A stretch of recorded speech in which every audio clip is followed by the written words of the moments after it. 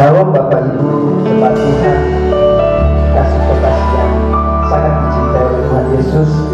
Ya, senang sekali malam ini kita bisa berjumpa lagi di dalam ibadah Rutin Blessing. Dan saya bersyukur bahwa ya Tuhan Yesus itu baik, Dia sangat baik bagi kita semua. Dan malam ini kami akan mengajak Bapak Ibu, Saudara, untuk kita menyembah Tuhan bersama-sama. Dan saya percaya bahwa ketika kita meninggikan nama Tuhan, maka Tuhan selalu hadir di dalam kehidupan kita. Persiapkan hatimu, kita menyembah Tuhan. Haleluya.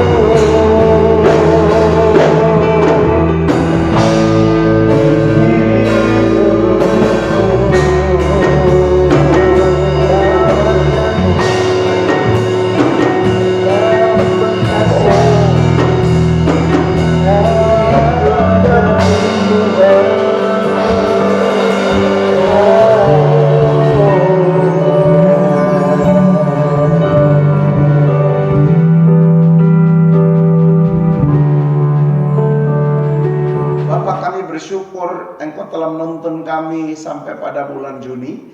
Dan bulan ini adalah bulan di mana kekuatan Tuhan melimpah-limpah atas kami umat-Mu.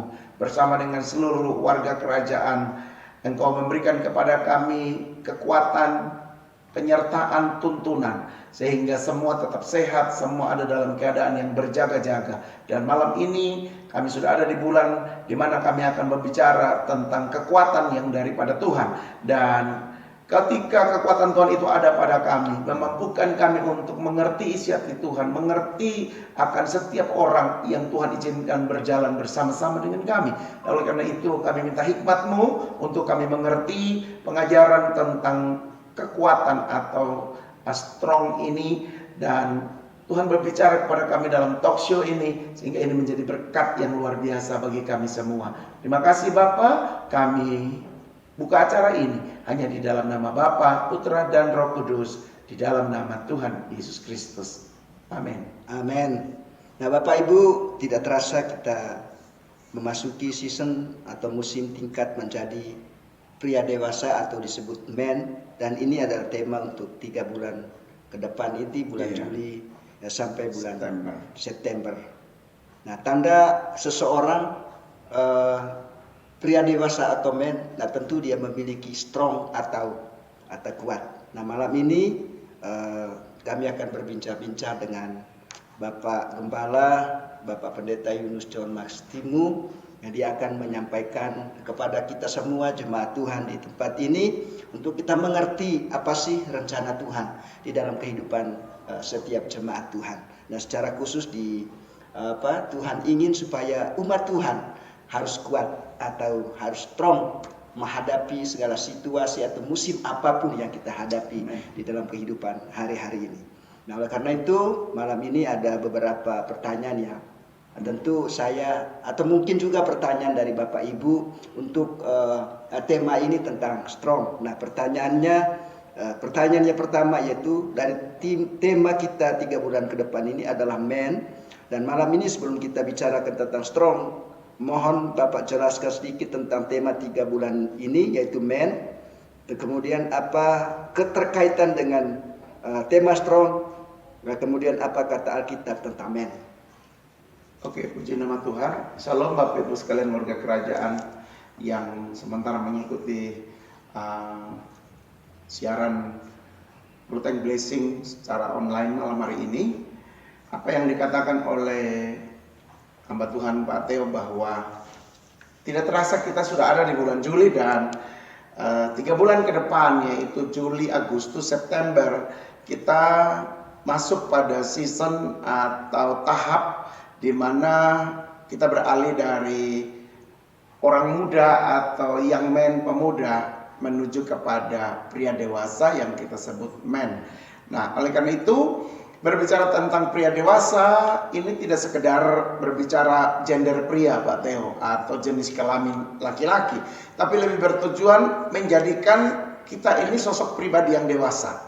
Jadi tidak lihat dari sisi gender, tapi bagaimana kita menjadi orang-orang yang dewasa di dalam Tuhan.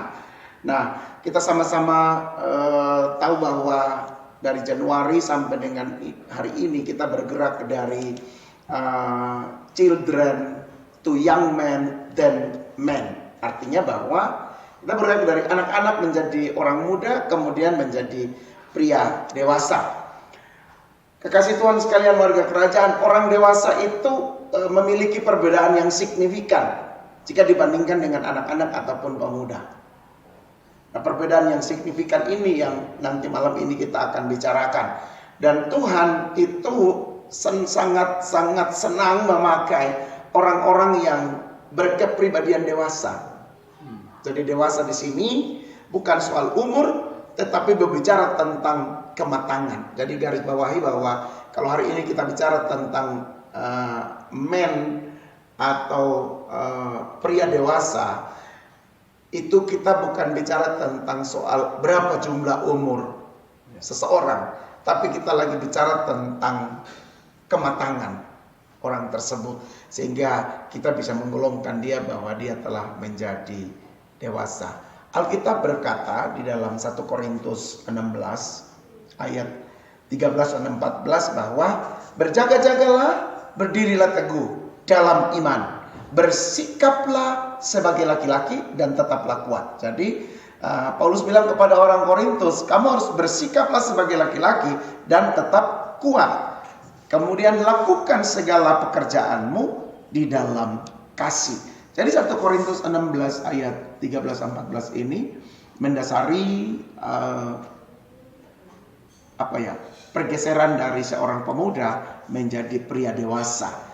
Nah, ciri-ciri laki-laki dewasa, Pak Theo, yang pertama tuh dia mesti bisa berdiri teguh sesuai dengan apa yang dikatakan dalam 1 Korintus 16 ayat 13-14 bahwa ciri laki-laki dewasa itu dia mampu berdiri teguh.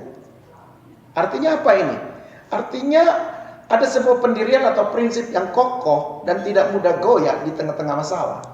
Jadi kalau ciri daripada orang yang tadi saya sebut sebagai matang di dalam Tuhan, itu yang pertama dia mesti mampu punya prinsip atau pendirian yang kokoh di tengah-tengah berbagai masalah yang tentu dihadapi. Kemudian ciri yang kedua adalah dari ayat 1 Korintus tadi, bersikap benar.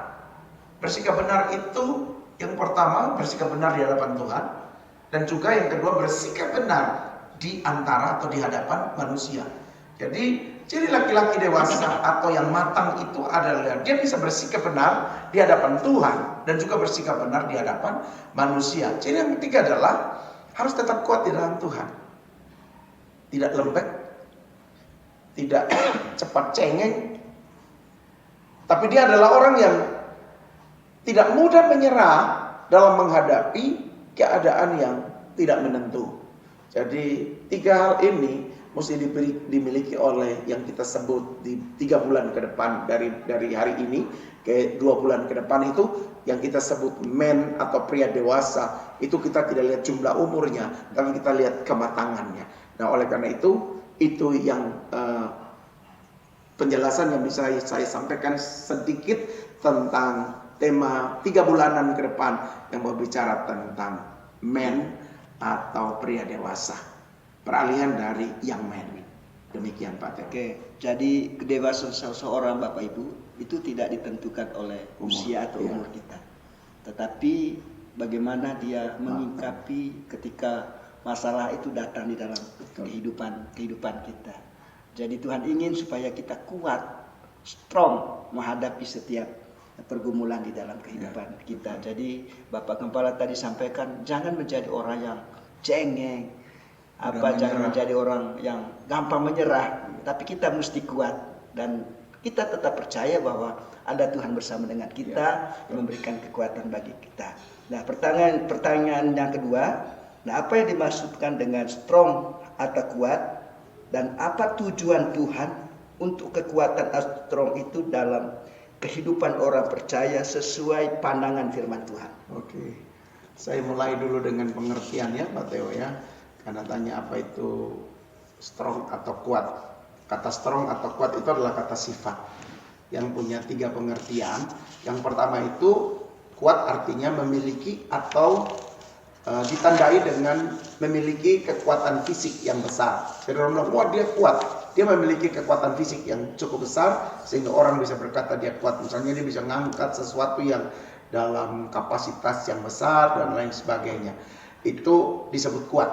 Kemudian yang kedua, bukan cuma kekuatan secara fisik aja, tapi dia mesti memiliki kekuatan moral dan intelektual. Jadi yang dimaksudkan dengan strong itu pertama kekuatan fisik, kemudian yang kedua kekuatan moral atau intelektualnya, kemudian yang ketiga memiliki sumber daya yang besar sebagai kekayaan atau bakat atau talenta. Jadi ada kemampuan sebagai sumber daya dari setiap orang dan itu kapasitasnya diperbesar terus menerus dan itu sebagai sebuah kekayaan bagi seseorang atau yang kita sebut bakat. Jadi kata kuat itu atau strong itu punya arti adalah kuat secara fisik, kemudian kuat juga secara memiliki moral dan intelektual yang lumayan, kemudian yang ketiga memiliki sumber daya yang besar sebagai kekayaan dan bakat. Jadi secara sederhana kita mau bilang begini, kata strong atau kuat itu adalah seseorang yang mempunyai kekuatan fisik, kekuatan moral, dan intelektual, serta dia mempunyai sumber daya atau tadi saya bilang talenta atau kemampuan yang besar. Jadi jika orang memiliki kekuatan fisik, kekuatan moral, intelektual, bahkan dia punya talenta, maka itu satu indikator menunjukkan bahwa dia kuat di dalam Tuhan. Oleh karena itu, yang berikut adalah tujuan Tuhan memberikan kepada kita kekuatan yang istimewa adalah yang pertama, kita mesti ngerti bahwa kenapa Tuhan kasih kita kekuatan. Dia mau supaya kita sadar bahwa dia sumber kekuatan itu sendiri. Jadi ketika kita dapat kekuatan, kita ngerti bahwa oh, sumber kekuatan itu, sumber hikmat, sumber intelektual, moral kita, bahkan bakat talenta kita, itu sumbernya Tuhan. Kemudian tujuan Tuhan yang kedua adalah dia mau supaya kita memaksimalkan kekuatan tersebut. Jadi kekuatan fisik, kekuatan moral, mental, spiritual, kemudian kekuatan talenta kita mesti kembangkan. Dan yang berikut, dia mau supaya kita tidak menyalahgunakan kekuatan itu. Contoh ada Simpson yang ketika Tuhan kasih dia kekuatan, dia salah menggunakannya. Jadi kita mesti berjaga-jaga supaya kalaupun Tuhan kasih talenta, Tuhan kasih kekuatan, kita bisa pakai itu untuk menjadi sesuatu yang luar biasa. Kalau tidak, kita menjadi pelawak seperti Simpson, di mana di akhir hidupnya dia dipakai untuk menghibur orang. Orang semua ketawa-ketawa karena dia orang buta yang dipertontonkan. Jadi jika kita punya karunia talenta, pakai untuk Tuhan. Jika tidak, maka itu akan menjadi sesuatu yang tidak baik untuk kehidupan kita. Demikian Pak Theo. Oke, dari pengertian tadi tentang strong, kuat. Nah, saya tangkap tadi salah satunya itu bahwa setiap kita manusia itu memiliki sumber daya. Yeah. Nah, ini ya tadi yang disebut bahwa ada talenta, ada kemampuan, dan talenta itu tentu Tuhan sudah tanam di dalam kehidupan setiap kita manusia. Jadi tidak ada alasan untuk kita berkata, wah saya tidak kuat, saya tidak mampu.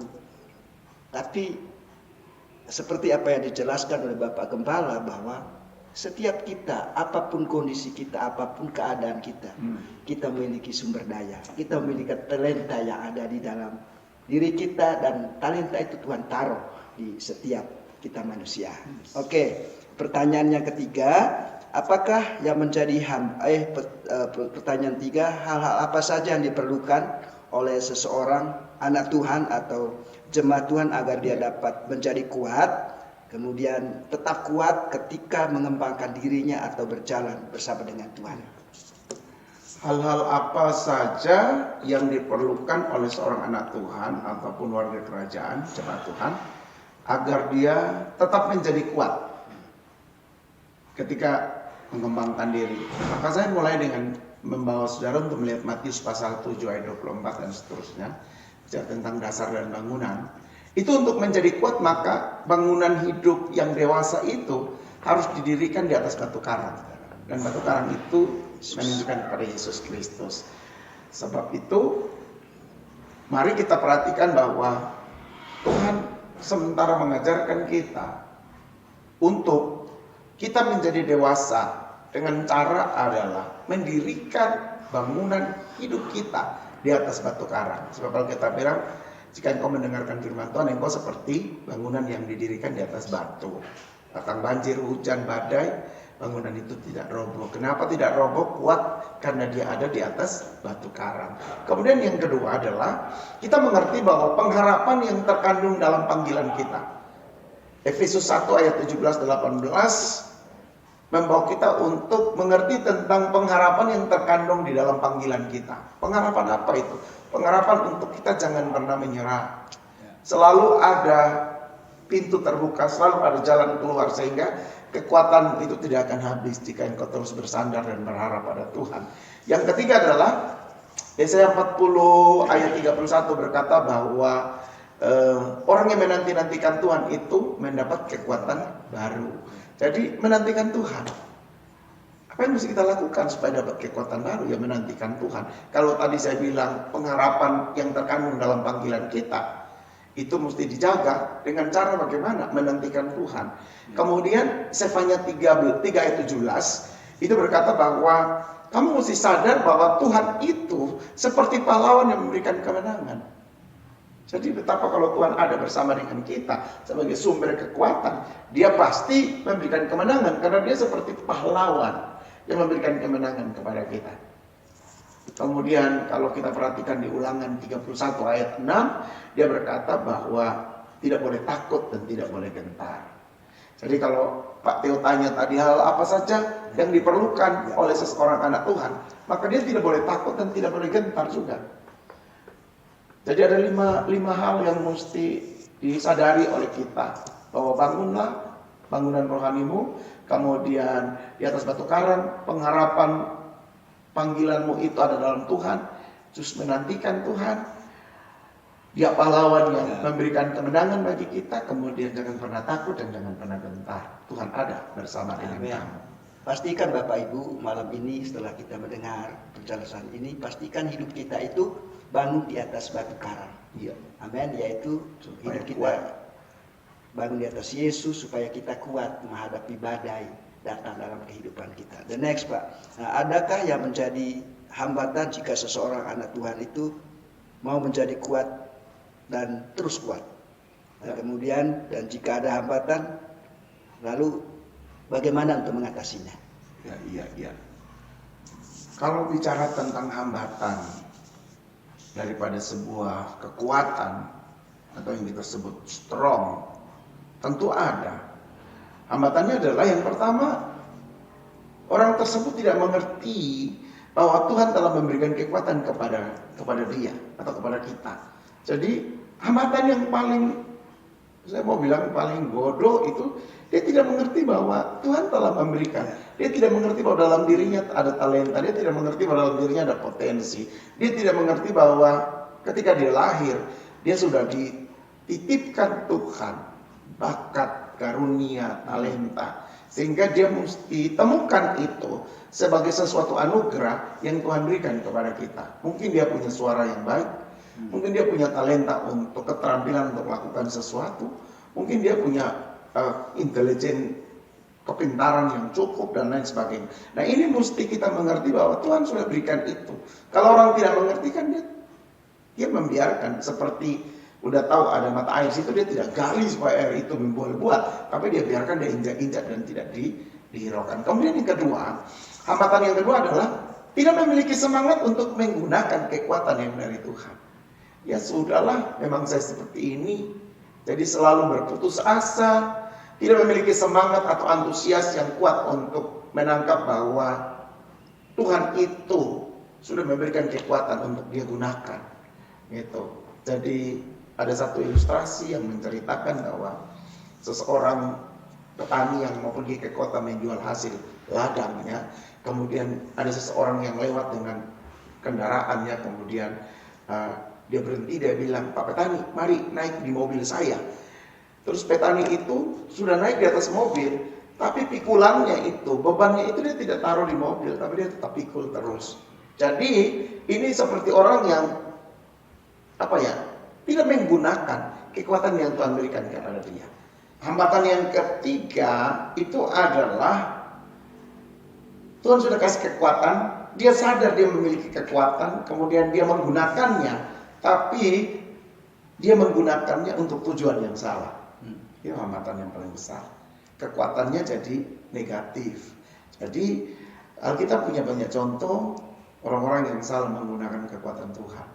Salah satu yang kita temukan di Alkitab itu cerita tentang Simson. Bagaimana Simson itu adalah dia adalah nasir Allah yang di dalam dirinya itu ada kekuatan yang luar biasa. Secara fisik, secara mental, spiritual, kemudian dia juga mengerti bahwa dia punya itu kekuatan. Tetapi Alkitab punya cerita di ujung daripada apa yang dimiliki oleh Simson, dia mati karena kekuatan yang ada padanya. Alasannya adalah dia salah menggunakan kekuatan itu. Jadi kalau Tuhan kasih kita talenta, karunia, bakat, apalagi kemampuan, intelijensi yang cukup, mari kita gunakan untuk memuliakan Tuhan. Jangan sampai kita salah menggunakan dan itu menjadi bumerang bagi diri kita. Orang ateis misalnya, Tuhan kasih dia kepintaran, tapi kepintarannya itu dipakai untuk lakukan hal-hal yang tidak memuliakan Tuhan dan lain sebagainya. Jadi penghambat itu ada 3, seperti yang saya bilang, tidak mengerti, Tuhan memberikan kekuatan, kemudian tidak memiliki semangat untuk menggunakan kekuatan itu, tidak memiliki kemauan untuk menggali dan melipat gandakan kekuatan itu. Kemudian kalaupun dia tahu dan dia dapat, dia kembangkan, tapi dia gunakan untuk hal yang salah. Itu hambatan yang paling besar di dalam kehidupan kita. Kemudian cara mengatasinya. Jalan keluarnya yang pertama adalah kita mesti memahami firman bahwa Tuhan itu adalah sumber. Kalau dia mengerti Tuhan sumber, maka dia akan datang pada sumber itu dan dia ambil dan dia minum. Yesaya 40 ayat yang ke-29 itu menjelaskan bahwa Tuhan itulah yang menjadi sumber bagi kita, sumber kekuatan.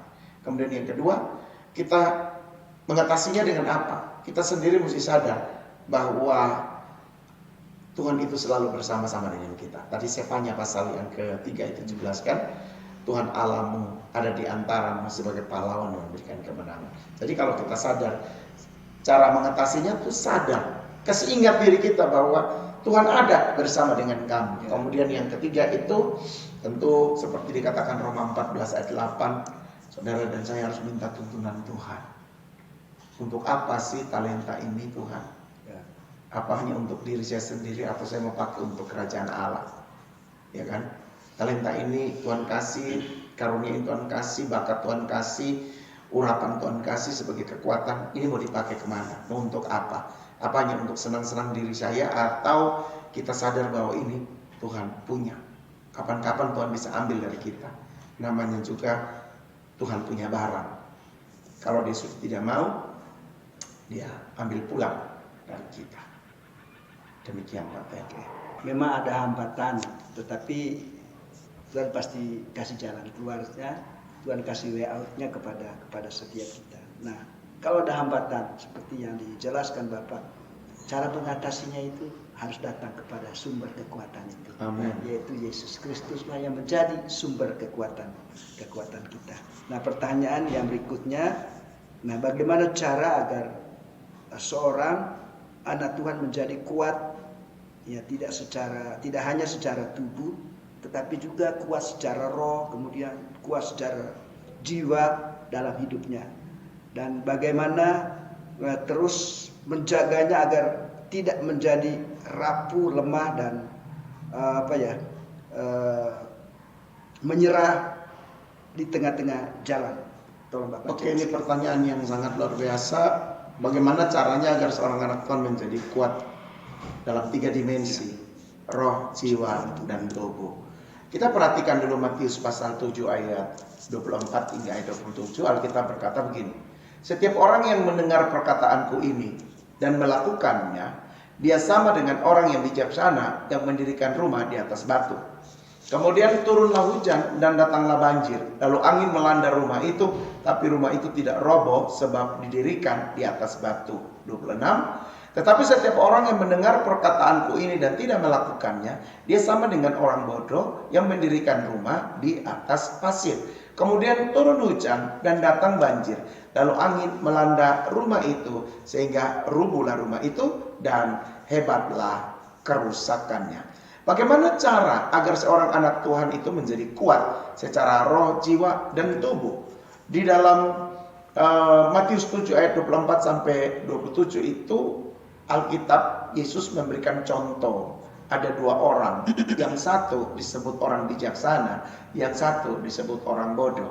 Kenapa ada sebutan orang bijaksana dan ada sebutan orang bodoh? Kalau kita selidiki baik-baik di ayat ini, dia katakan bahwa bijaksana dan bodoh itu ditentukan oleh bagaimana orang tersebut mendengar perkataan Tuhan, mendengarkan firman Tuhan dan melakukannya. Kemudian mendengarkan firman Tuhan tetapi tidak melakukannya. Jadi kalau pertanyaan tadi bagaimana cara seorang anak Tuhan itu kuat secara roh, jiwa, dan tubuh, maka saya bilang kamu mesti menjadi pendengar firman yang baik dan menjadi pelaku firman yang baik. Jadi bukan cuma dengar tanpa melakukan, ya kan? Tapi kamu mesti mendengar dengan baik, kemudian melakukannya dengan baik. Maka kamu disebut orang yang bijaksana atau orang yang kuat, sebab dia bilang kesetaraannya adalah dibandingkan dengan orang yang mendirikan rumah di atas batu. Jadi orang yang mendengar firman melakukan itu disebut orang bijaksana, yang identik dengan seorang tukang bangunan yang membangun rumah itu di atas dasar batu. Sementara yang mendengar juga tapi yang tidak melakukan, dia mendirikan rumah di pasir. Dia sebut orang bodoh. Nah, yang uniknya adalah dari bacaan ini, mau orang bijaksana atau orang bodoh tadi itu, dua-duanya mengalami ujian yang sama, yaitu turun hujan dan datang banjir, lalu angin melanda rumah mereka masing-masing. Jadi saya mau bilang begini, ada pengajaran baik untuk kita, bahwa bukan berarti karena kamu jadi orang bijaksana yang mendirikan rumah di atas batu terus tidak ada tantangan. Lu mau berdirikan rumah di atas batu, mau dirikan rumah di atas pasir, dua-duanya akan mengalami cobaan yang sama. Tapi yang membedakannya adalah yang satu tetap kuat, kokoh berdiri, yang satu roboh. Alasannya kalau kita maju ke depan, tadi dia bilang mendengarkan perkataan dan melakukan. Mendengarkan perkataan Tuhan dan tidak melakukan. Jadi melakukan dan tidak melakukan ini sebuah perbedaan yang cukup signifikan untuk menunjukkan kamu kuat apa kamu lemah. Kamu hancur hidupmu. Jadi dari Matius pasal 7 ayat 24 ini kita melihat bahwa keuntungan apa saja yang diperoleh seseorang apabila dia kuat dengan cara Tuhan. Maka kita temukan bahwa Tuhan mau untuk kamu bukan jadi orang yang bodoh, tapi kamu harus jadi orang yang bijaksana. Karena tadi pengertian dari kata strong atau kuat itu adalah dia memiliki kekuatan yang besar, kemampuan yang besar. Itu adalah talenta, itu adalah karunia yang Tuhan kasih kepada umat Tuhan. Jadi simpel sekali jawaban saya untuk pertanyaan nomor 5 ini adalah supaya seorang anak Tuhan kuat secara roh, jiwa, dan tubuh, maka taruh itu sebagai dasar adalah Tuhan, batu karang yang kuat. Terus bagaimana terus menjaganya agar tidak menjadi lemah, rapuh, dan menyerah di tengah jalan. Bagaimana caranya? Ya adalah bahwa kamu harus tetap jangan bergeser dari imanmu. Memelihara iman, memelihara kepercayaanmu kepada Tuhan itu terus menerus dengan cara adalah kita bangun persekutuan dengan Tuhan. Kamu selalu membangun keintiman dengan Tuhan. Dan itu adalah cara untuk kita menjaga api Tuhan itu tetap menyala, kekuatan Tuhan tetap ada pada kita. Karunia-karunia kita itu terus dikembangkan, karena karunia itu seperti sumber air ya. Yang makin kamu timba, makin kamu lepaskan, makin kamu pergunakan untuk pekerjaan Tuhan, dia makin meluber-luber, makin membual-bual airnya. Oleh karena itu, untuk menjaga agar tidak menjadi lemah, tidak rapuh, dan tidak menyerah di tengah jalan adalah gunakan karunia itu untuk hormat kemuliaan nama Tuhan. Itu yang bisa saya jelaskan dari pertanyaan nomor 5. Oke, terima kasih Pak. Pertanyaan yang terakhir ini, ya tentu ya seseorang menjadi kuat atau strong itu tentu punya keuntungan, ya kan Pak ya. Jadi kira-kira apa sih keuntungannya? Nah apabila seseorang itu kuat, nah kemudian tentu dia butuh supaya secara terus-menerus dia harus kuat. Nah keuntungannya apa sih Pak ya? Tolong Pak. Keuntungan, kalau kita bicara tentang keuntungan, semua orang yang mengikuti perkataan Tuhan pasti untung. Amin. Nah oleh karena itu ketika Tuhan memberikan kekuatan kepadamu, keuntungannya itu untuk kita. Yaitu yang pertama, engkau bisa menikmati semua hasil daripada Yes. kamu mengembangkan talenta itu, ya kan? Betul. Jadi kalau talenta itu Tuhan kasih kepada kita, Alkitab bilang raja itu pergi dan sebelum dia pergi dia panggil pekerja-pekerjanya dan dia kasih, ada yang dapat 5, ada yang dapat 3 dan kita kembangkan. Hasilnya apa? Dia bilang engkau adalah hamba yang baik dan setia. Mari ikut di dalam pesta bersama dengan sang raja. Jadi keuntungannya adalah bahwa kamu mendapat penghormatan. Kamu dihormati sama Tuhan. Luar biasa kan? Bukan cuma dihormati oleh Tuhan, tapi kamu juga dihormati oleh sesamamu. Kemudian yang kedua, keuntungan yang bisa kamu dapat ketika kamu memiliki kekuatan. Kamu bisa menjadi orang yang merepresentasi bahwa Tuhan yang ada di dalam kamu itu adalah bukan Tuhan yang kecil, tapi Tuhan yang besar. Kamu bisa merepresentasi, bisa bersaksi bahwa Tuhan yang ada di dalamku itu yang membuat aku berhasil. Kalau aku bisa mencapai sebuah pencapaian seperti hari ini, itu bukan kuat dan gagahku, tapi karena Tuhan. Nah, itu keuntungannya bahwa kamu bisa menjadi saksi. Kemudian yang terakhir adalah tentu dari talenta yang Tuhan kasih kepada kita. Tuhan bilang dari 1, kalau engkau setia dalam perkara yang kecil, dia akan tambahkan perkara yang besar lagi. Jadi kalau kamu setia menggunakan talentamu untuk hal-hal yang sederhana, nanti Tuhan akan bawa kamu. Jadi kamu tidak ada di sebuah titik yang paling bawah, tapi pasti akan meningkat. Itu sudah rumus kerajaan Allah. Oleh karena itu kalau bicara tentang keuntungan yang diperoleh seseorang apabila dia kuat dan dengan cara Tuhan atau kuat di dalam Tuhan, maka Tuhan akan bawa dia ke posisi-posisi yang lebih strategis. Dan untuk apa seseorang harus terus menjadi kuat? Ya kita mesti terus menjadi kuat supaya kita bisa menghadapi musuh, kita bisa menghadapi tantangan seperti yang di awal tadi saya bilang. Bahkan kita tidak menyerah di tengah jalan. Sebab hidup ini Alkitab bilang kamu ada di hari-hari yang jahat. Nah, kenapa kita mesti terus menjadi kuat untuk menghadapi hari yang jahat itu? Tidak ada cara lain, Anda dan saya mesti jadi kuat.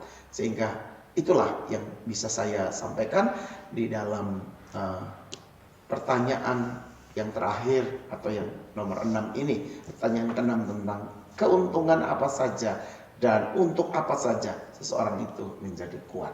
Demikian yang bisa saya jelaskan untuk kekasih Tuhan sekalian malam ini. Nah, Bapak Ibu yang dikasihi oleh Tuhan, demikian waktu yang sangat singkat ini Bapak Gembala sudah menjelaskan kepada kita tentang strong atau kuat. Dan nanti selama 1 bulan ini ya, Bapak Gembala terus dia menyampaikan tentang hal ini supaya setiap kita umat Tuhan kita mengerti, kita tangkap apa sih tujuan Tuhan, apa sih keinginan Tuhan untuk setiap kita anak-anak Tuhan. Nah, terima kasih Bapak Gembala sudah menjadi berkat buat kami, dan tentu doa kami sebagai jemaat supaya Bapak tetap kuat, tetap sehat, diberkati Tuhan, diurapi Tuhan. Bahkan apa yang menjadi impian daripada Bapak Gembala, Tuhan pasti akan genapi janjinya. Oke, terima kasih. Dan saya percaya bahwa apa yang disampaikan oleh Bapak Gembala ini menjadi berkat untuk kita semua. Karena itu kita akan berdoa, nanti Bapak Gembala akan berdoa untuk kita semua umat Tuhan dan sekaligus memberkati. Oke, jemaat Tuhan yang dikasihi warga kerajaan, demikianlah sisi talk show dengan tema strong malam hari ini. Semoga kekuatan Tuhan itu menjadi milik saudara. Potensi talenta kamu miliki dan kembangkan itu untuk kemuliaan nama Tuhan. Mengakhiri sesi ini bersama-sama kita akan berdoa malam ini. Mari kita berdoa. Aku bersyukur kepada Tuhan yang memberikan kekuatan kepada setiap kami. Kami bersyukur kepada Tuhan yang karena kekuatan itu membuat kami lebih mengerti bahwa kami mesti memiliki dasar yang kuat, yaitu Yesus Kristus Tuhan sebagai landasan dasar kehidupan kami, di mana kami bangun iman kami bangun percaya kami bangun kekuatan kami kepada Tuhan. Oleh karena itu mari Bapak terus Engkau memberikan kepada kami kekuatan, kemampuan untuk kami siap menghadapi hari-hari yang tidak beruntung, hari-hari yang jahat, hari-hari yang penuh dengan pergumulan dan permasalahan. Umat Tuhan yang ada di rumah-rumah, di tempat di mana mereka berada, sekiranya Tuhan memberikan kekuatan juga. Tuhan, Engkau mengartikan lebih dalam daripada pengajaran yang telah kami perbincangkan di ruangan ini malam hari ini. Aku tahu di mana umat-Mu berada, di situ kekuatan Tuhan menyertai. Latih kami untuk kami memiliki kematangan di dalam pertumbuhan kami, sehingga kami menjadi seorang pria dewasa yang kuat, tidak mudah menyerah, yang terus berharap kepada Tuhan dan menyerahkan hidup hanya kepadamu. Bapa, terima kasih malam ini di dalam pergumulan kami masing-masing. Ada banyak orang yang sementara begitu bergulat dengan tiap-tiap pergumulan, dan di sana mereka membutuhkan kehadiran Tuhan. Sekiranya Tuhan hadir di tengah-tengah umat-Mu yang lagi bergumul. Demikian juga malam ini setiap kami yang lagi dalam kondisi keadaan fisik yang tidak fit atau sakit, lemah tubuh, dalam nama Yesus ada mujizat, ada kesembuhan, ada kekuatan baru yang Tuhan berikan kepada kami yang berharap padamu. Dan malam ini tidak ada cara lain selain kami berserah hanya kepadamu. Dan di akhir di ujung daripada pertemuan kami ini, hamba sebagai hamba Yesus Kristus, Tuhan menganggarkan tangan dan melepaskan berkat atas seluruh jemaat yang ada dimanapun. Aku berkata, kiranya anugerah, kasih, kemurahan, kebaikan yang datang dari Bapa di sorga tercurah penuh melimpah atas umat-Mu. Bahkan kemurahan, kebaikan, pengorbanan yang telah dilakukan oleh Tuhan Yesus di atas kayu salib, serta persekutuan di dalam Roh Kudus terus menyuatkan, menolong, membimbing kami semua dari malam hari ini sampai selama-lamanya hingga hari Maranatha. Tuhan Yesus datang di awan-awan untuk menjemput kami para salehnya. Berkat terbaik ini mari terima bersama-sama hanya di dalam nama Bapa, Putra, dan Roh Kudus, di dalam nama Tuhan Yesus Kristus. Yang percaya dan diberkati Tuhan, sama-sama kita katakan Amin. Tuhan Yesus memberkati.